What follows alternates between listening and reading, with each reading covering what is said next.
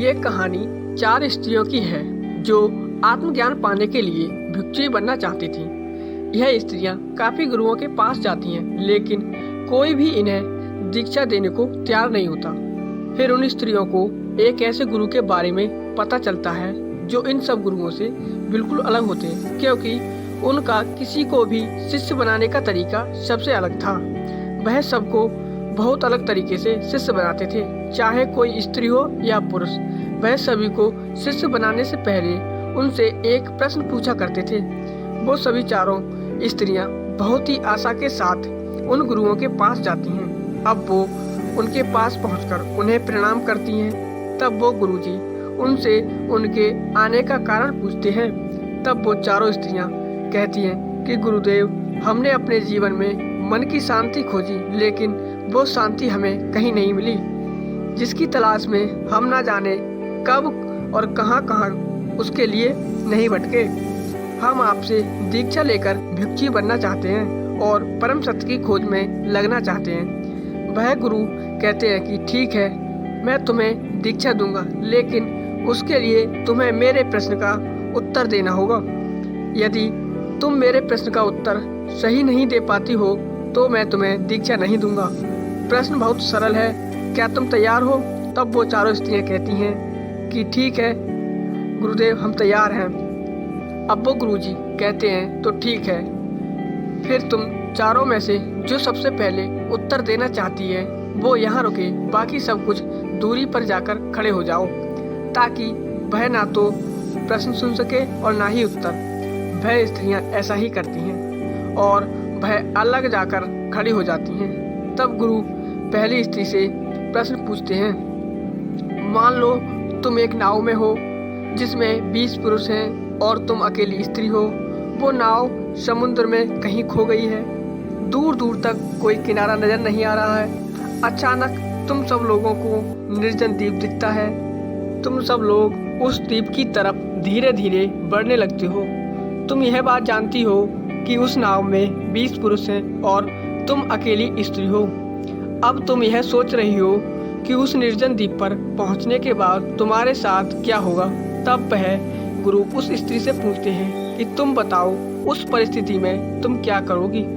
तब वह स्त्री कहती है कि मैं ऐसी स्थिति में अपनी इज्जत बचाने के लिए समुद्र में छलांग लगा दूंगी और अपनी जान दे दूंगी। दोस्तों, शायद आप में से भी कुछ लोगों को उस स्त्री का उत्तर सही लगा होगा, लेकिन वह गुरुदेव उस स्त्री से कहते हैं कि तुम अब जा सकती हो। तुम्हारा उत्तर बिल्कुल गलत है, क्योंकि जो हुआ ही नहीं उसके लिए तुम अपने आप को दंड कैसे दे सकती हो।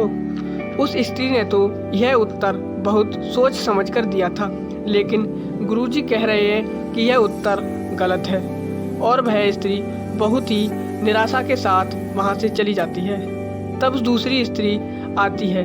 गुरुदेव उससे भी बिल्कुल वही प्रश्न करते हैं कि मान लो तुम एक नाव में जा रही हो। नाव में 20 पुरुष हैं और तुम अकेली स्त्री हो।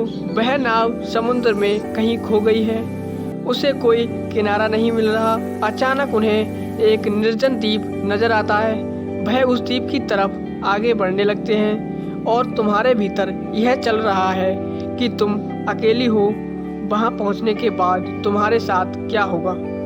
गुरु कहते हैं कि तुम बताओ, इस परिस्थिति में क्या करोगी। तब वह दूसरी स्त्री कहती है कि मैं ऐसी स्थिति में स्वयं को उस नाव में मौजूद सबसे शक्तिशाली पुरुष को स्वयं को समर्पित कर दूंगी। जो सबसे शक्तिशाली पुरुष होगा वह पुरुष मेरी बाकी 19 पुरुषों से रक्षा करेगा। शायद आपको यह उत्तर भी सुनने में थोड़ा सही लग रहा होगा, लेकिन गुरुजी उस स्त्री से कहते हैं कि तुम भी जा सकती हो। तुम्हारा यह उत्तर भी गलत है। एक पुरुष चाहे कितना भी शक्तिशाली क्यों ना हो, लेकिन 19 पुरुषों से कमजोर ही होगा। वह स्त्री भी निराश होकर लौट जाती है। तब तीसरी स्त्री आती है और वह गुरुजी उस स्त्री से भी यही प्रश्न करते हैं कि मान लो तुम एक नाव में जा रही हो। उस नाव में 20 पुरुष मौजूद हैं और तुम अकेली स्त्री हो। वह नाव समुद्र में कहीं खो गई है उसे कोई किनारा नहीं मिल रहा। अचानक उन्हें एक निर्जन द्वीप नजर आता है। वह उस द्वीप की तरफ आगे बढ़ने लगते हैं और तुम्हारे भीतर यह चल रहा है कि तुम उन 20 पुरुषों के बीच अकेली हो।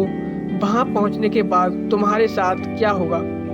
गुरु कहते हैं कि तुम बताओ, तुम इस समस्या से में कैसे क्या करोगी? तब वह स्त्री कहती है कि बाकी सब तो ठीक है, 20 पुरुष हैं, मैं अकेली हूँ, नाव समुद्र में खो गई है, निर्जन द्वीप पर पहुँचने वाले हैं। परंतु इन सब में समस्या क्या है? क्योंकि वो स्त्री पेशे से एक वेश्या थी। वह कहती है कि वह पुरुष हैं और मैं स्त्री, वह अपनी ज़रूरत पूरी करेंगे और मैं अपनी। इसमें समस्या कैसी? तीसरी स्त्री का उत्तर सुन गुरुजी कहते हैं कि तुम भी जा सकती हो। तुम्हारा उत्तर भी गलत है। वह स्त्री भी लौट जाती है। अब आखिर में वह चौथी स्त्री आती है। गुरुदेव उससे भी वही प्रश्न करते हैं कि मान लो कि तुम एक नाव में जा रही हो, उस नाव में 20 पुरुष मौजूद हैं और तुम अकेली स्त्री हो। वह नाव समुद्र में कहीं खो गई है, उसे कोई किनारा नहीं मिल रहा है। अचानक तुम सबको एक निर्जन द्वीप नजर आता है। वह सब उस द्वीप की तरफ आगे बढ़ने लगते हैं और तुम्हारे भीतर भी यह चल रहा है कि तुम उन 20 पुरुषों के बीच अकेली हो। वहां द्वीप पर पहुंचने के बाद तुम्हारे साथ क्या होगा? तुम बताओ, इस विपदा की स्थिति में तुम क्या करोगी? वह चौथी स्त्री अपने दोनों हाथ जोड़कर सिर झुकाकर कहती है कि पता नहीं मैं उस समय उस स्थिति में क्या करूंगी। तब गुरु कहते हैं कि तो फिर जानने के लिए तैयार हो जाओ कि जिसके पास पहले से कोई बनावटी उत्तर नहीं है, वही सच्चा उत्तर खोज सकता है। वो गुरुजी उस स्त्री को दीक्षा देते हैं और वो स्त्री परम सत्य की खोज में लग जाती है।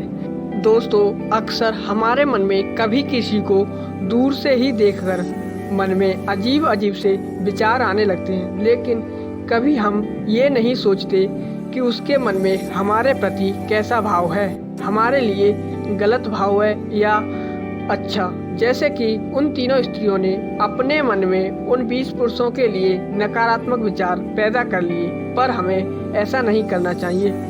पहले हमें जान लेना चाहिए कि उसके मन में हमारे प्रति कैसा भाव है, तब कोई निर्णय लेना चाहिए। तो दोस्तों, आज की वीडियो में बस इतना ही। मिलते हैं अगले वीडियो में। धन्यवाद।